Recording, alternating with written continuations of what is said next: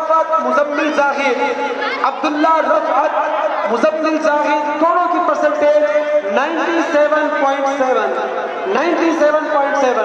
Second position इस class में हासिल की है ताहा आसिफ, परसेंटेज 97.2। ताहा आसिफ।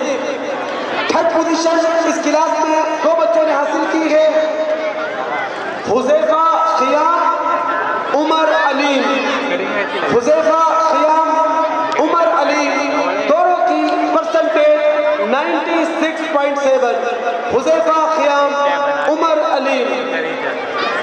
फोर्थ पोजीशन इस क्लास में हासिल की है वहाज आरिफ,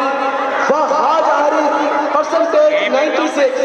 फिफ्थ पोजीशन इस क्लास में हासिल की है मुनीब अफजल,